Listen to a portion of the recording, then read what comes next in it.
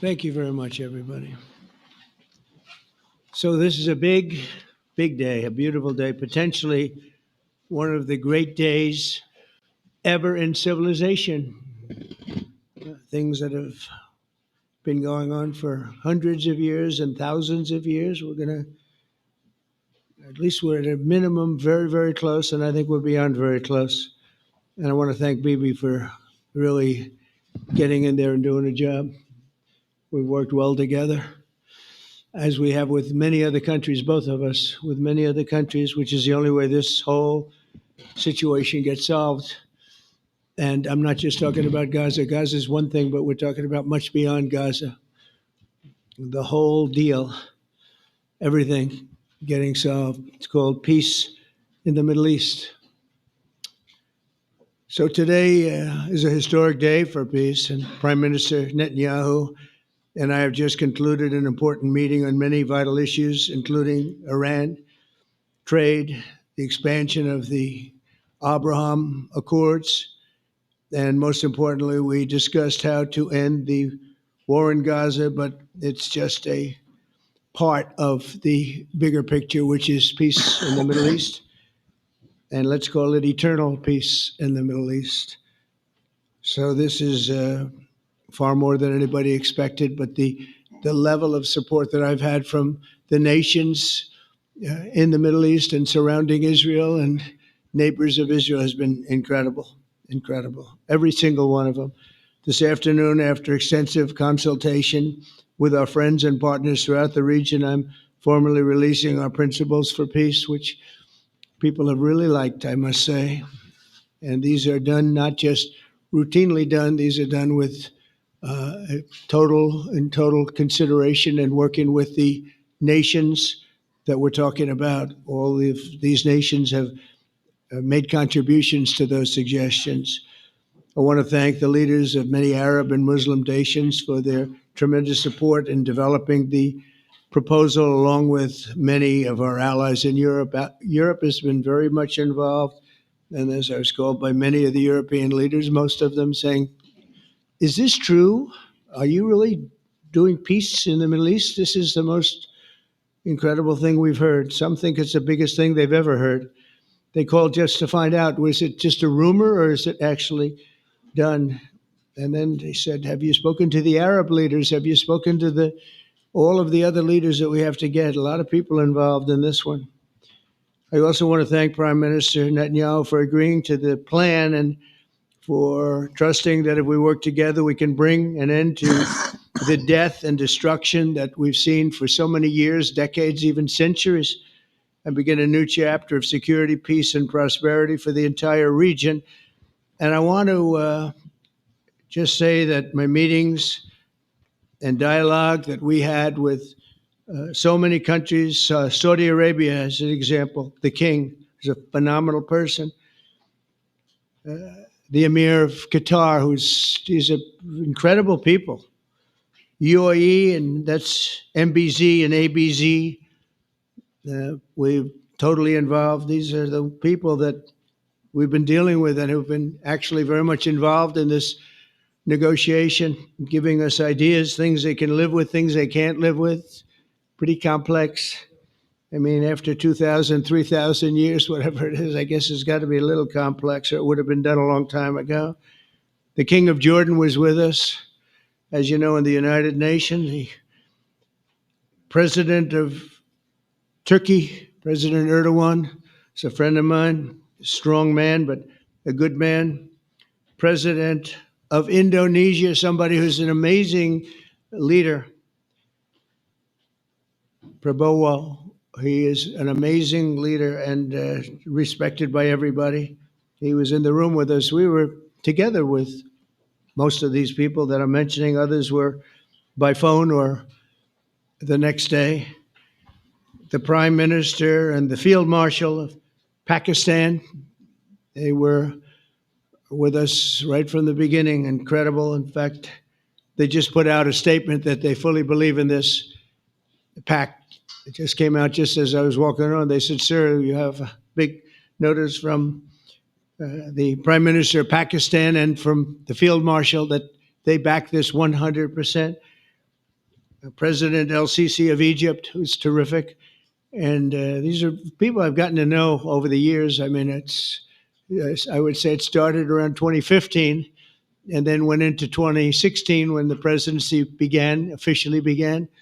But I've known him actually for a long time, and there are many cases really great men. I can't say in all cases, but I will tell you in many cases, they're great men and some great women too.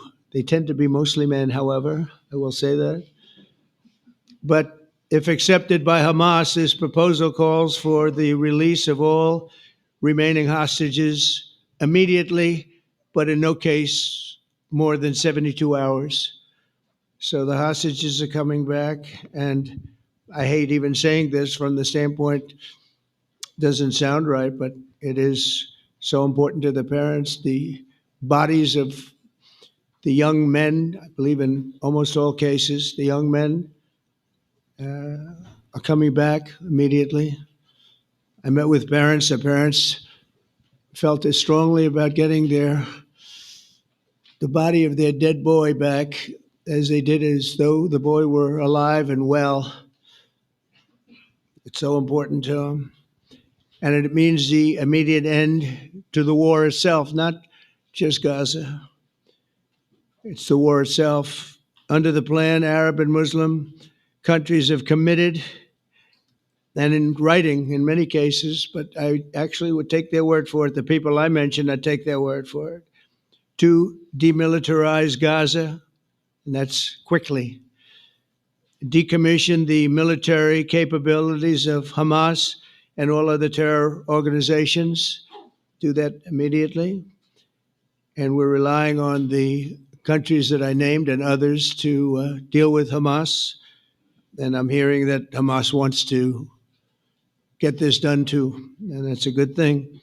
And destroy all terror infrastructure, including the tunnels, weapons, production facilities. They have a lot of production facilities that we're destroying.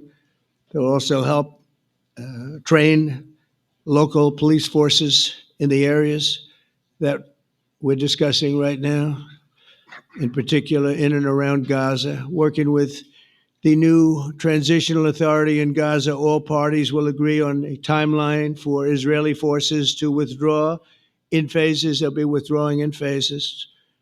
No more shooting, hopefully. As progress is made toward achieving these goals, Arab and Muslim nations need to be allowed the chance to fulfill these commitments of dealing with Hamas. They have to deal with them because they were the one group that we have not dealt with. I haven't dealt with them. But the Arab countries are going to, and Muslim countries are going to be dealing with Hamas, and I believe they've already been there. I think they probably have an understanding, and they haven't maybe mentioned that, but I would imagine they do. Otherwise, they wouldn't have gone as far as they've gone. If they're unable to do so, then Israel would have the absolute right and actually our full backing, the U.S. full backing. Marco's here. And a lot of our leaders are here, our great vice president, Susie Wiles, Steve Witkoff, Jared Kushner. They've been so involved in this process. I don't think anybody else could have done it or even come close. But it's we're right there. We're right there. First time in thousands of years, I think you can probably say, if you really look into it, if you study back, if you're a scholar, you would say thousands of years. Israel would have my full backing to finish the job of destroying the threat of Hamas. But I hope that we're going to have a deal for peace. And if Hamas rejects the deal, which is always possible, they're the only one left. Everyone else has accepted it. But I have a feeling that we're going to have a positive answer. But if not, as you know, Bibi, you'd have our full backing to do what you would have to do. Everyone understands that the ultimate result must be the elimination of any danger posed in the region, and that danger is caused by Hamas. The tyranny of terror has to end, and this is, again, something that we're looking for. This is eternity. This is for forever. To ensure the success of this effort, my plan calls for the creation of a new international oversight body, the Board of Peace, we call it, the Board of Peace, sort of a beautiful name, the Board of Peace, which will be headed not at my request, believe me, I'm very busy, but we have to make sure this works. The leaders of the Arab world and Israel and everybody involved asked me to do this, so it would be headed by a gentleman known as President Donald J. Trump of the United States. That's what I want, is some extra work to do, but it's so important that I'm willing to do it, and we'll do it right, and we're going to put leaders from other countries on, and leaders that are very distinguished leaders, and we'll have a board, and one of the people that wants to be on the board is the UK former Prime Minister, Tony Blair, good man, very good man, and some others, and they'll be named over the next few days, and it'll be quite the board. Working, everybody wants to be on it now. I don't know if that had anything to do. They named me and everybody else wanted to be on it. I guess they figure, well, he's a soft touch. He'll be easy to deal with. Working with the World Bank and others, it will be responsible for recruiting and training a new government that will be made up of Palestinians along with highly qualified experts from all around the world.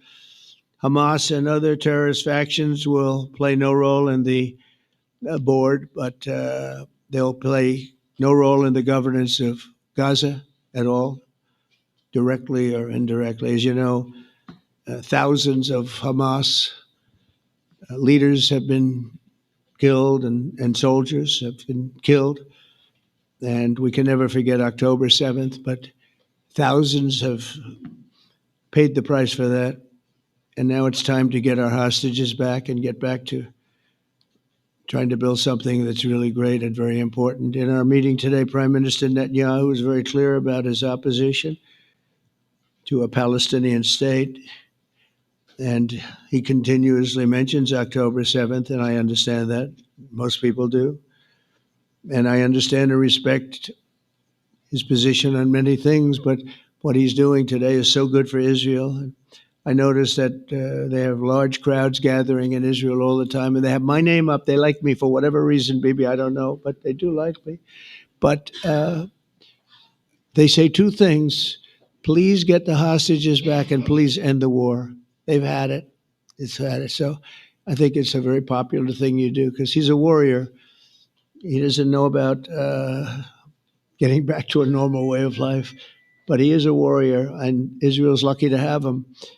But now the people want to get back to peace. They want to get back to normalization in a true sense. Several countries have foolishly recognized the Palestinian state. As you know, some of our European friends, allies, good people, but they're really, I think, doing that because they're very tired of what's going on for so many decades. They've been presidents and prime ministers for years, and during this time, having to do with the Middle East, all they're doing is talking about the same thing over and over. They want to see it get back. And nobody wants that more than me, or I believe Bibi too. But the people of Israel want it. They really want it. They want the hostages back. That includes the probably 32 bodies that we're talking about, 20 people that are living, 32 or so people that are dead, and they want to have peace. So let us not forget how we got here. Hamas was elected by the Palestinian people. Israel withdrew from Gaza thinking they would live in peace. Remember that a long time ago, they withdrew. They said, you take it. This is our contribution to peace. But that didn't work out. That didn't work out. It was the opposite of peace. They pulled away. They let them have it. And I never forgot that, because I said, that doesn't sound like a good deal to me. As a real estate person, I mean, they gave up the ocean, right? Ron, they gave up the ocean. They said, who would do this deal? And it still didn't work out. They were very generous, actually. And they gave up the most magnificent piece of land in many ways in the Middle East. And they said, all we want to do now is have peace. And that request was not honored. Instead of building a better life for the Palestinians, Hamas diverted resources to build over 400 miles of tunnels and terror infrastructure. rocket production facilities and hid their military command posts and launch sites in hospitals, schools, and mosques. So if you went after them, you'd be after them and you wouldn't even realize you ended up knocking out a hospital or school or a mosque. A terrible thing, terrible, terrible way to have to fight.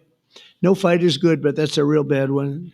So there are many Palestinians who wish to live in peace. Many, many, many. I've seen so many of them, and they have support. And I challenge the Palestinians to take responsibility for their destiny, because that's what we're giving them. We're giving them responsibility for their destiny, fully condemn and prohibit terrorism and earn their way to a brighter future. They don't want the life that they've had. They've had a rough life with Hamas. If the Palestinian Authority does not complete the reforms that I laid out in my vision for peace in 2020, they'll have only themselves to blame. We're giving them an amazing footprint, and they have amazing support from the leaders of the Arab world and the Muslim world, the great leaders. These are great leaders. These are unbelievable leaders that have built great countries and very wealthy countries. What the future holds for the Palestinians, no one really knows, but the plan that we put forward today is focused on ending the war immediately, getting all of our hostages back, getting everything back. Hard to believe when you even say it, and creating conditions for durable Israeli security and Palestinian success. Israeli security is going to be involved. We're going to help you. We'll be there with you in terms of helping with security. We want to make sure it works. We just want to make sure it works. There shouldn't be a shot fired. Now, there will be, I guess, because that's the way it seems to be, but there shouldn't have to be within a few days. There shouldn't have to be a shot fired. Maybe for eternity. Wouldn't that be nice? I hope it's true. I can tell you the leadership of that region feels that there's a good chance of it being true. So this will lead to this agreement that we're talking about will lead to a sustainable long-term peace. No president in history has been a greater friend of the state of Israel than I have, in addition to negotiating the Abraham Accords. I like to say it that way because the real people, that's what they call Abraham. I would say Abraham, but it's so much nicer when you say Abraham. So much more elegant. But the Abraham Accords are amazing. Jared, you did that along with your group of geniuses, and nobody thought that could be done. We have 4 countries, and Sleepy Joe Biden didn't do a thing. He didn't even know what the hell they were.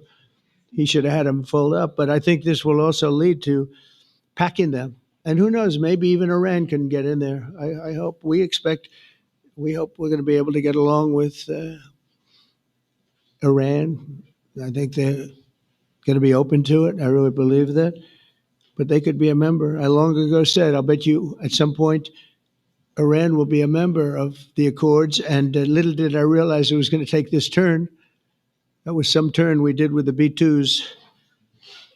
But I think they might very well be there because it's a great thing for them economically. I recognize the eternal capital of Israel. I opened the American embassy in Jerusalem. That was something that everyone said would never be done, could never be done.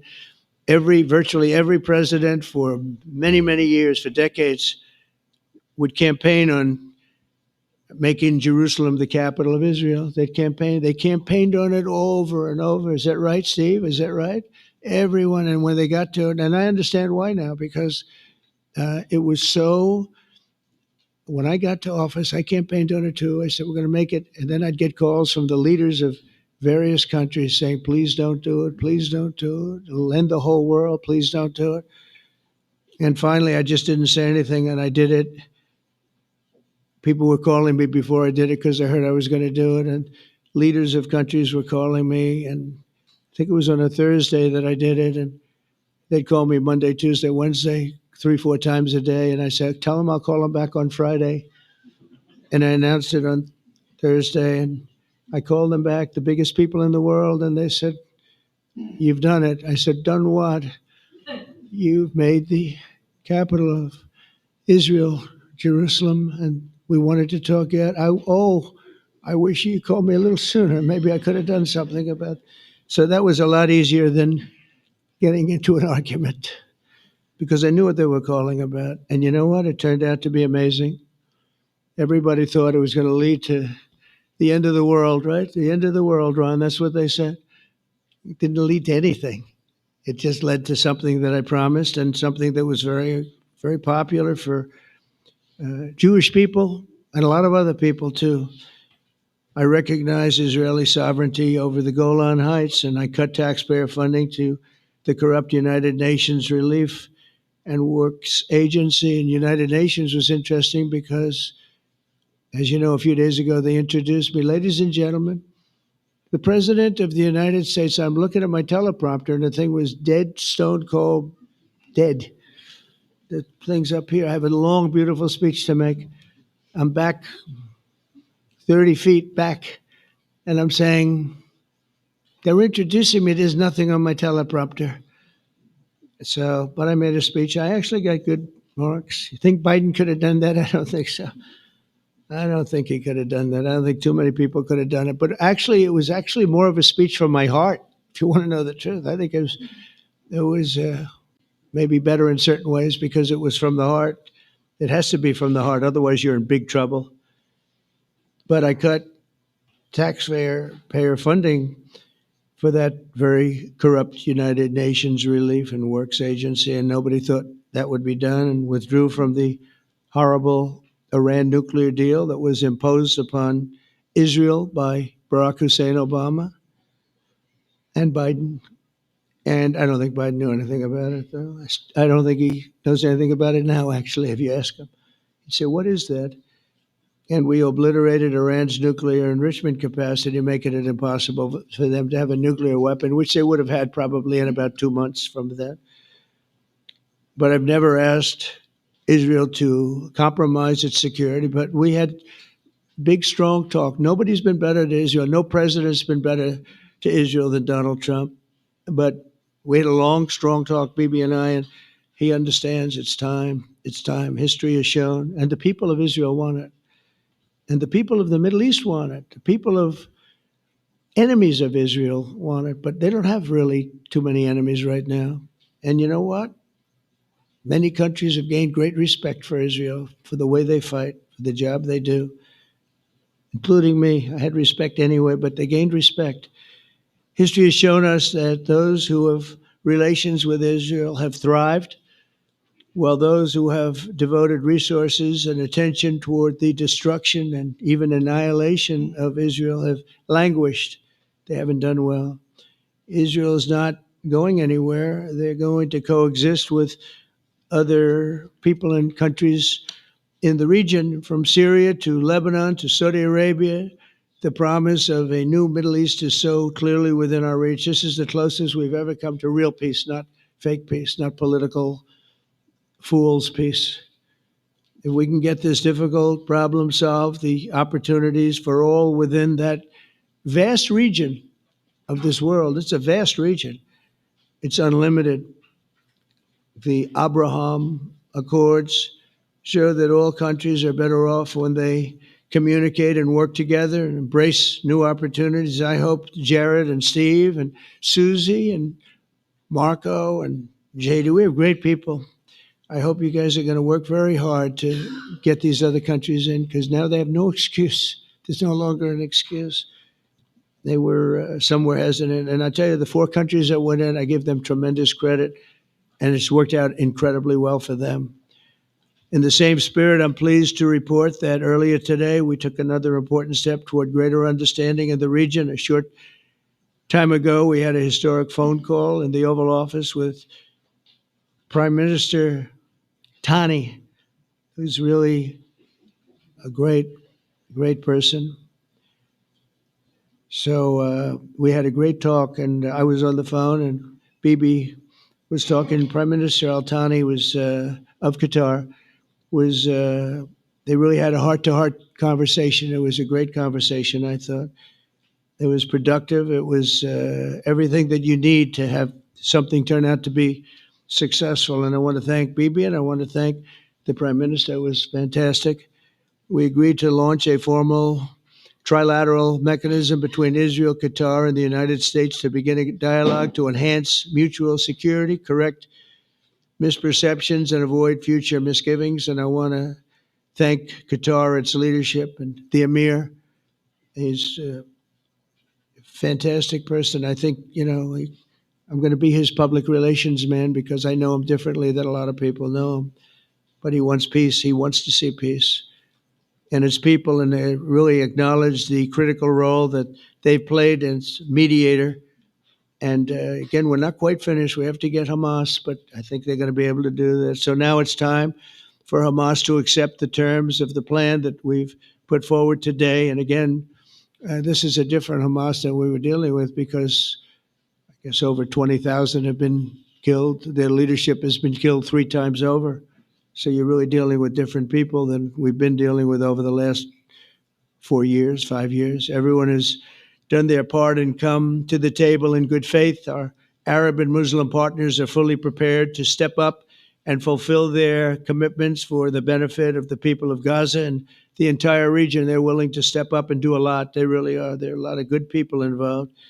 Everybody who wants to see an end to the violence and destruction should be united in calling for Hamas to accept the extremely fair proposal so that we can end the war and get us back our hostages right now and have everlasting peace.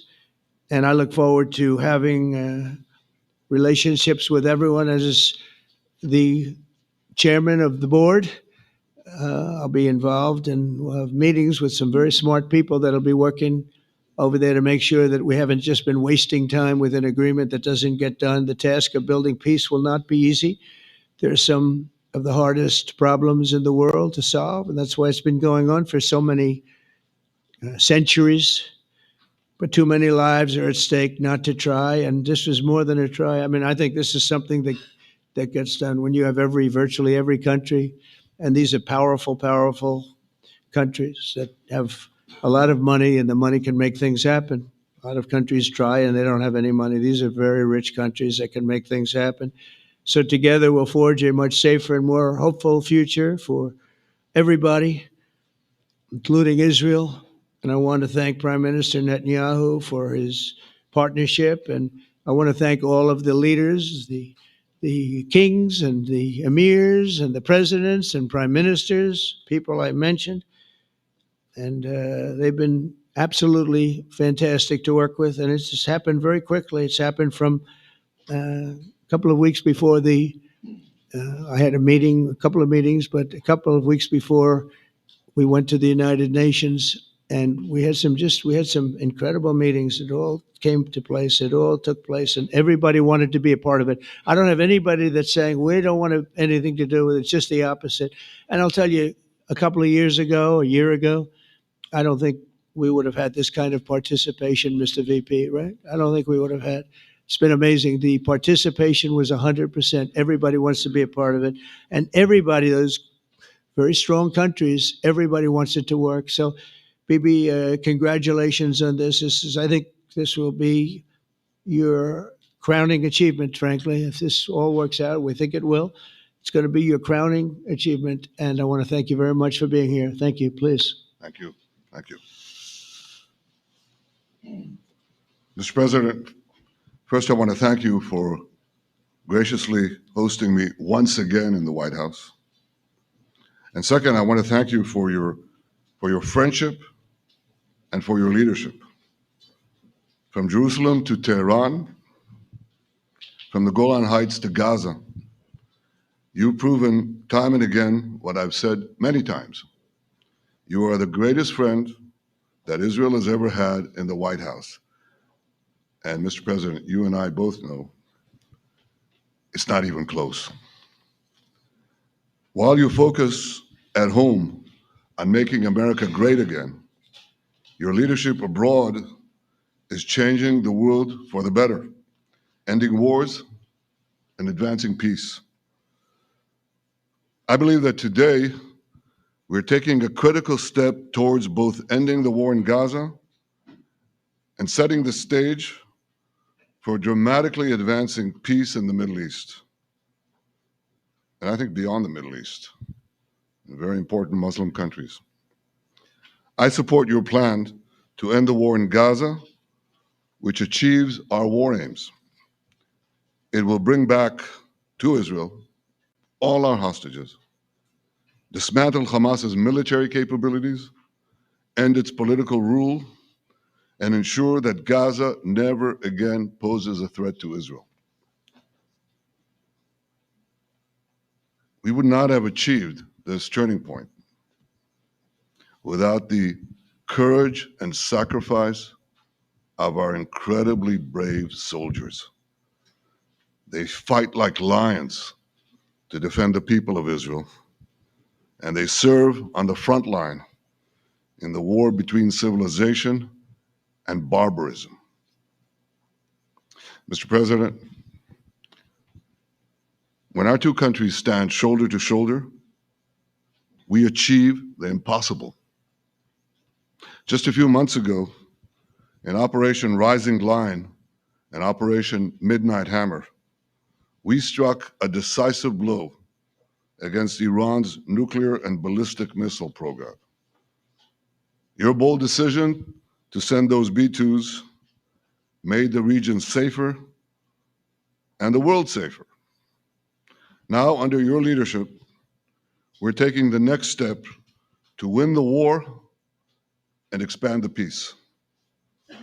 Your plan is consistent with the 5 principles my government set for the end of the war and the day after Hamas. Everybody asks, what is your plan for the day after Hamas? Here's our plan. Pass it in the cabinet.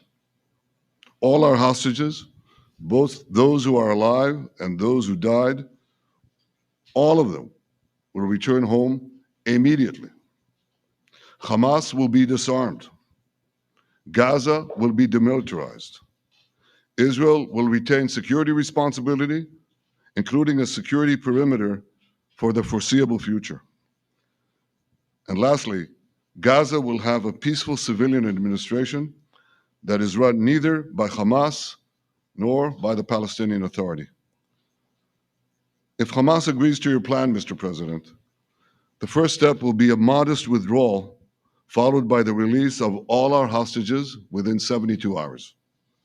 The next step will be the establishment of an international body charged with fully disarming Hamas and demilitarizing Gaza. I appreciate your willingness to lead the body, Mr. President. I really appreciate it because you have a lot of things to do, and this is important. And it reflects the confidence that this will give everyone, that things will be followed up on all the commitments made. The fact that you're taking this on, I think, helps a lot to make sure that everything flows in the direction that we want. Now, if this international body succeeds, we will have permanently ended the war. Israel will conduct further withdrawals linked to the extent of disarmament and demilitarization, but will remain in the security perimeter for the foreseeable future.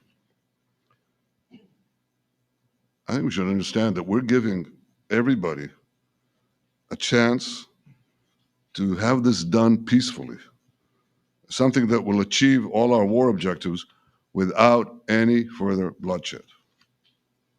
But if Hamas rejects your plan, Mr. President, or if they supposedly accept it and then basically do everything to counter it, then Israel will finish the job by itself. This can be done the easy way, or it can be done the hard way, but it will be done. We prefer the easy way, but it has to be done. All these goals must be achieved because we didn't fight this horrible fight, sacrifice the finest of our young men to have Hamas stay in Gaza and threaten us again and again and again with these horrific massacres. Mr. President, I was encouraged by your clear statement at the UN against the recognition of a Palestinian state. That would be an outcome that, after October 7th, would reward terrorism, undermine security, and endanger Israel's very existence.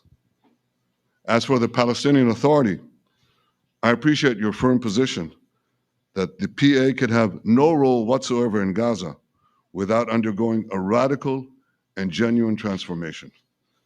In your 2020 peace plan, which you mentioned just now, you made clear what that transformation requires.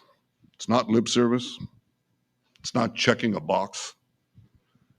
It's a fundamental, genuine, and enduring transformation. And that means ending pay to slay, changing the poisonous textbooks that teach hatred to Jews, to Palestinian children, stopping incitement in the media, ending lawfare against Israel at the ICC, the ICJ, recognizing the Jewish state, and many, many other reforms. It won't come as a surprise to you that the vast majority of Israelis have no faith that the PA Leopard will change its spots.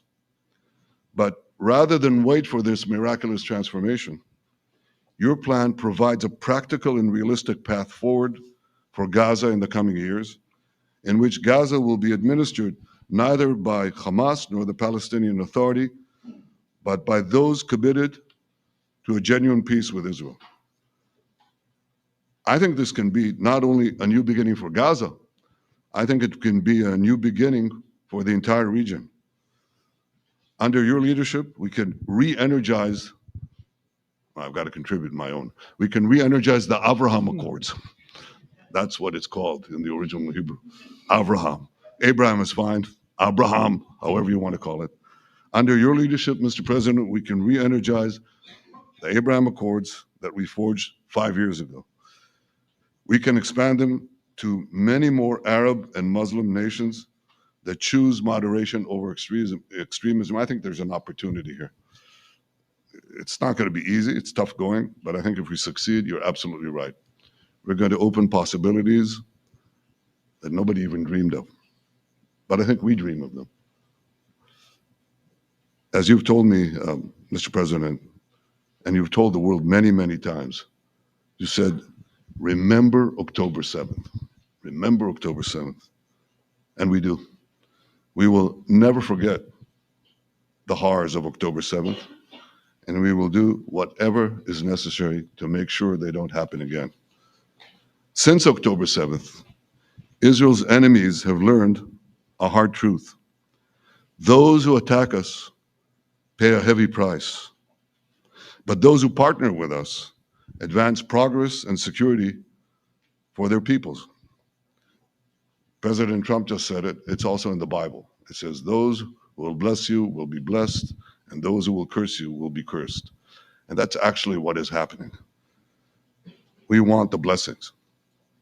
I think we've done a lot in the past 2 years to end the curse. We're not finished, but we've done a lot.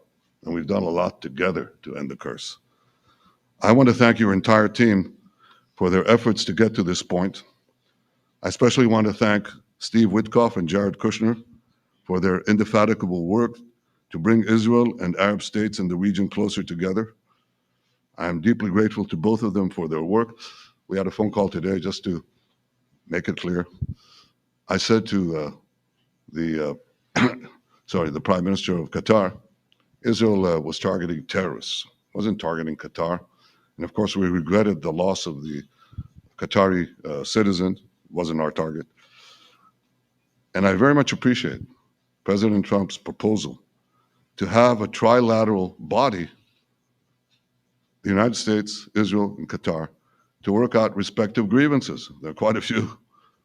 But if we could try to mitigate them or put it on a different footing, I think that'll be good for everyone. Above all the people, the fine team, many helpers who've done this, I want to thank you, Mr. President. History has already shown that under your leadership, Israel and America can change the face of the Middle East. And today I'm hopeful that your plan to end the war in Gaza will do so again and do so soon. It will free our hostages, end Hamas's tyranny in Gaza, and enable a more secure and prosperous future for the peoples of our region. Thank you, Mr. President. May God bless America. May God bless Israel. May God bless the indispensable alliance between our countries. And may I add in Hebrew, G'mal Chatima Tova, may we all be inscribed in the book of life. Thank you. Thank you very much, Bibi. So I think while we wait for these documents to be signed and get everybody in line, I think it maybe is not really appropriate to take questions. I'm meeting with, as you know, a couple of Democrats in a little while about the country, about keeping our country open. They're going to have to do some things because their ideas are not very good ones. They're very bad for our country. So we'll see how that works out.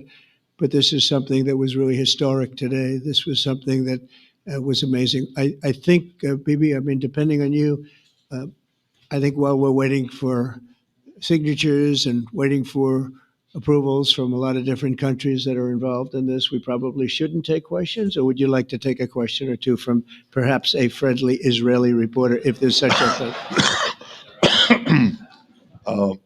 That's a very, very tough proposition. But I would think, Mr. President, that I would go by your instinct that this is, we'll have enough time for questions. Let's settle I the think issue so. first, I think. No, no. Thank you very much, everybody. Thank you.